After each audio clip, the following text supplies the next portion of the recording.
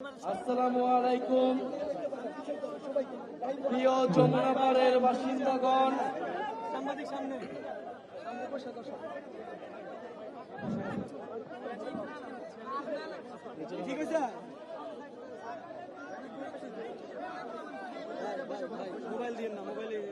প্রিয় যমুনা পাড়ের বাসিন্দাগণ, আসসালামু আলাইকুম। সিরাজগঞ্জের মাটি প্রতিরোধের ঘাঁটি। আমরা সেই প্রতিরোধ দেখেছি জুলাই গণ অভ্যুত্থানের সময়। এই সিরাজগঞ্জে 13 জনের মতো শহীদ রয়েছেন। আজকের এই সমাবেশ থেকে সিরাজগঞ্জের শহীদদের এবং সারা বাংলাদেশের জুলাই গণ অভ্যুত্থানের শহীদদের শ্রদ্ধার সাথে আমরা স্মরণ করি, তাদের আত্মার মাগফিরাত কামনা করি। যারা শহীদ পরিবার রয়েছেন, আহত যোদ্ধারা রয়েছেন, তাদের প্রতি আমাদের অকুণ্ঠ সহানুভূতি, সম্মান এবং শ্রদ্ধা জানাচ্ছি। প্রিয় সিরাজগঞ্জবাসী, জুলাই গণ অভ্যুত্থানের 1 বছর পূর্তিতে আমরা এসেছি আজকে সিরাজগঞ্জে। আমাদের সাথে রয়েছে আপনাদের সিরাজগঞ্জের কৃতি সন্তান, আপনাদের সিরাজগঞ্জের ছেলে, আমাদের জুলাই গণ অভ্যুত্থানের অন্যতম সমন্বয়ক মাহিন সরকার। যখন আমরা ডিবি অফিসে ছিলাম, এই মাহিন, রিফাত, কাদের, মাসুদ এরাই কিন্তু গণ অভ্যুত্থান পরিচালনা করেছিল, নেতৃত্ব দিয়েছিল। আপনাদের সিরাজগঞ্জের ছেলে মাহিন সরকারই এই গণ অভ্যুত্থানকে সেই সংকটময় সময়ে নেতৃত্ব দিয়েছিল। আমাদের সাথে আজকে আরো রয়েছেন এই সিরাজগঞ্জের সন্তান, ঢাকা বিশ্ববিদ্যালয়ের মেধাবী শিক্ষার্থী সাইফ মোস্তাফিজ, যিনি জাতীয় নাগরিক কমিটির শুরু থেকে আজকে পর্যন্ত অক্লান্ত পরিশ্রম করে আমাদের এই পার্টিকে দাঁড়া করাচ্ছেন। আমাদের সাথে আরো উপস্থিত রয়েছেন দুতি অরণ্য চৌধুরী, যিনি ঢাকা বিশ্ববিদ্যালয়ের সুফিয়া কামাল হলের হল সংসদের নির্বাচিত নেত্রী ছিলেন, এখন জাতীয় নাগরিক পার্টির যুব সংগঠন জাতীয় যুব শক্তিকে সংগঠিত করছেন সারা দেশে। প্রিয় সিরাজগঞ্জবাসী, আমাদের পূর্ববর্তী বক্তারা বলে গেলেন, জুলাই গণ অভ্যুত্থানে যে আকাঙ্ক্ষা নিয়ে আমরা নেমে এসেছিলাম, যেই পরিবর্তন আমরা দেখতে চেয়েছিলাম, সেই পরিবর্তন আমরা এখনো দেখতে পাচ্ছি না। বরং আমাদের সামান্য যে চাওয়া ছিল জুলাই ঘোষণাপত্র এবং জুলাই সনদ, সেটি নিয়েও টালবাহানা করা হচ্ছে। আপনাদের ক্যাপ্টেন হাসনাত আব্দুল্লাহ বলে গেলেন, এই যে মাফিয়া বসুন্ধরা গ্রুপ বাংলাদেশের মিডিয়া, রাজনীতি, অর্থনীতি সবকিছুকে নিয়ন্ত্রণ করেছে, জনগণকে জিম্মি করেছে, মানুষের টাকা লুট করেছে, ব্যাংকগুলোকে লুট করেছে। সেই বসুন্ধরা গ্রুপের আমরা বিচার চাই। এই বসুন্ধরা আসালাম, এই দুর্নীতিবাজ লুটেরা ব্যবসায়ীদের অবশ্যই অবশ্যই বিচারের আওতায় আনতে হবে।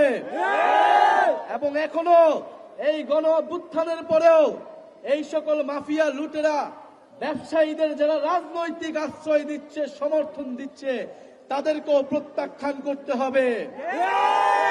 রাজনৈতিক সমর্থন ছাড়া এরা এখনো টিকে থাকার সুযোগ পেত না।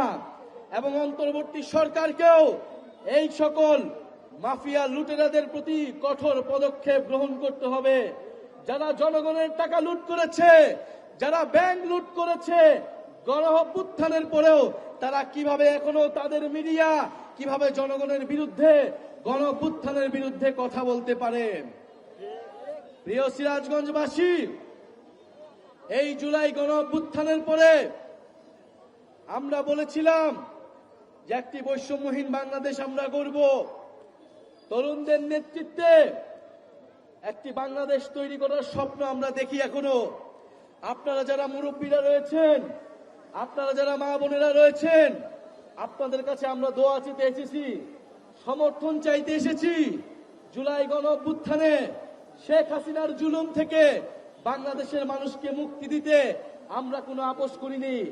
আমরা জীবনের সর্বোচ্চ ঝুঁকি নিয়ে মাঠে ছিলাম। আপনাদের সন্তানেরা মাঠে ছিল, পুলিশের বুলেটের সামনে বুক পেতে দাঁড়িয়েছিল। এখন আমরা যারা জীবিত আছি, আপনারা যারা জীবিত আছেন, আপনার আমার দায়িত্ব সেই সকল মানুষরা যারা শহীদ হয়েছে তাদের আকাঙ্ক্ষাকে বাস্তবায়ন করা, তাদেরকে সেই প্রকৃত মর্যাদাটা দেওয়া। প্রিয় সিরাজগঞ্জবাসী, আমরা বলবো ফ্যাসিবাদের সময়, শেখ হাসিনার সময় যে ভয়ের সংস্কৃতি তৈরি হয়েছিল, সেই ভয়ের সংস্কৃতির বিরুদ্ধে গিয়ে গণ অভ্যুত্থান তৈরি হয়েছে। যারা গণ অভ্যুত্থান করেছে এই প্রজন্ম কাউকে ভয় পায় না। যারা পুলিশের বুলেটের সামনে থেকে ফিরে এসেছে, যারা নির্ঘাত মৃত্যুর মুখ থেকে ফিরে এসেছে, তারা কাউকে ভয় করে না, তারা কাউকে পরোয়া করে না।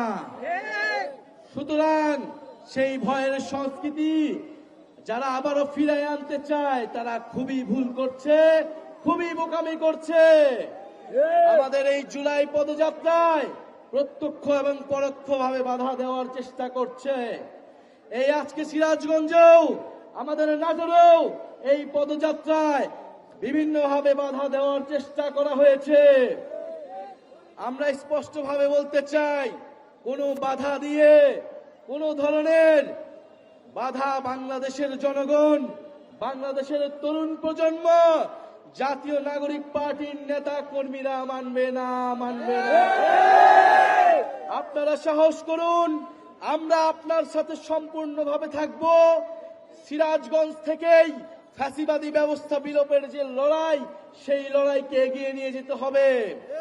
আমরা চাই সিরাজগঞ্জ যেভাবে গণ অভ্যুত্থানে পথ দেখিয়েছিল, নতুন বাংলাদেশ পুনর্গঠনের যে লড়াই, সেই লড়াইতেও সিরাজগঞ্জ পথ দেখাবে।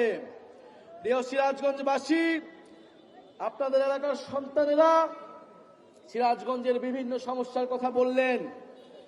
সিরাজগঞ্জের এই যমুনা পাড়ের মাটিতে যে বস্ত্র শিল্পের ঐতিহ্য, যেই তাঁত শিল্পের ঐতিহ্য, সেই ঐতিহ্যকে কিভাবে বছরের পর বছর অবহেলা করা হয়েছে তার কথা বললেন।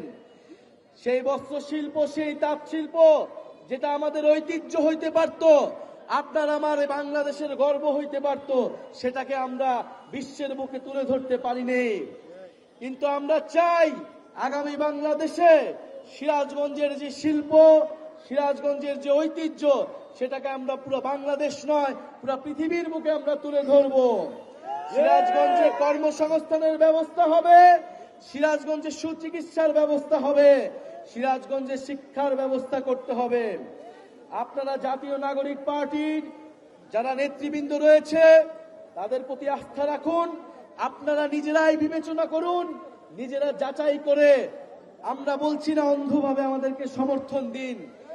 আপনারা যাচাই করুন কারা আপনার পক্ষের কথা বলছে, কারা বিগত সময়ে ফ্যাসিবাদের বিরুদ্ধে লড়াই করেছে, কারা স্বৈরাচারী হাসিনাকে সরাইছে, কারা এখন হাসিনার জায়গায় বসতে চাচ্ছে না, বরং নতুন ব্যবস্থা তৈরি করতে চাচ্ছে।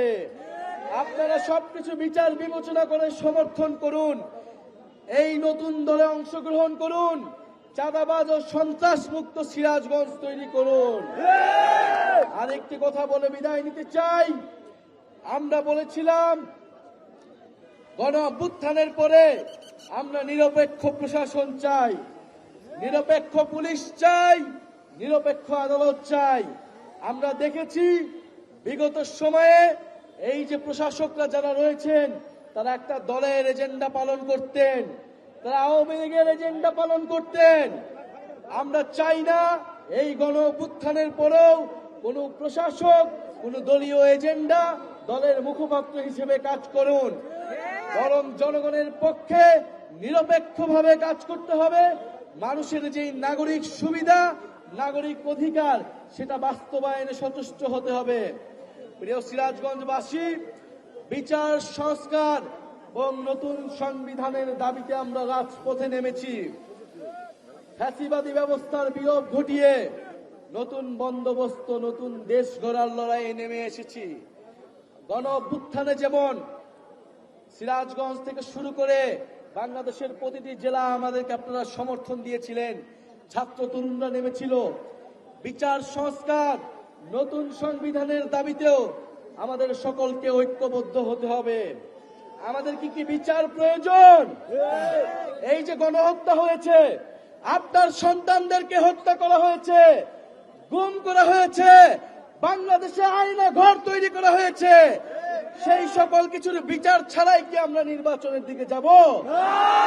আমাদেরকে অবশ্যই বিচার নিশ্চিত করতে হবে, বিচারের রোডম্যাপ দিতে হবে। আমরা কিভাবে সেই শহীদ পরিবারের সামনে দাঁড়াবো, কিভাবে সেই সকল যোদ্ধা যারা গুলি খেয়েছে তাদের সামনে গিয়ে দাঁড়াবো? অবশ্যই বিচার লাগবে এবং লাগবে সংস্কার। আমরা পুরনো রাষ্ট্রে, পুরনো দেশের সিস্টেমে ফেরত যেতে চাই না। সংস্কার লাগবে, সংস্কারের মাধ্যমে নতুন দেশ লাগবে। এমনও সংস্কার লাগবে যাতে বাংলাদেশে আর কেউ কখনো স্বৈরাচারী হতে পারে না। আপনার মানবাধিকার রক্ষা করা হবে, আপনার ভোটাধিকার রক্ষা করা হবে, আপনার মত প্রকাশের অধিকার রক্ষা করা হবে। এরকম সংস্কার আমাদের প্রয়োজন। আর দরকার একটি নতুন সংবিধান, সেই মুজিববাদী সংবিধান, সেই আওয়ামী লীগের সংবিধান, যেই সংবিধান গত 50 বছর ধরে বাংলাদেশের মানুষের অধিকার রক্ষা করেনি, বাংলাদেশের সমাজ রাষ্ট্রকে বিভাজিত করেছে, বাংলাদেশকে একটি অন্তর্ভুক্তিমূলক রাষ্ট্রে পরিণত করেনি। সেই সংবিধানের পরিবর্তন করে নতুন গণতান্ত্রিক সংবিধান লাগবে, যেখানে মুক্তিযুদ্ধ এবং গণ অভ্যুত্থান এবং আমাদের ব্রিটিশ বিরোধী 47-এর লড়াইয়ের আকাঙ্ক্ষার কথা থাকবে। প্রিয় সংগ্রামী বন্ধুগণ, জুলাই পদযাত্রা এগিয়ে চলবে। আপনারা জাতীয় নাগরিক পার্টিকে এই সিরাজগঞ্জের মাটিতে শক্তিশালী করুন। ইনশাল্লাহ আপনাদের যে কোনো সমস্যায় আমরা সাথে আছি। জাতীয় নাগরিক পার্টি দেশের মানুষের সাথে আছে। ইনকিলাব জিন্দাবাদ, এনসিপি জিন্দাবাদ, ক্ষমতা না জনতা, আপোষ না সংগ্রাম, গোলামি না আজাদি।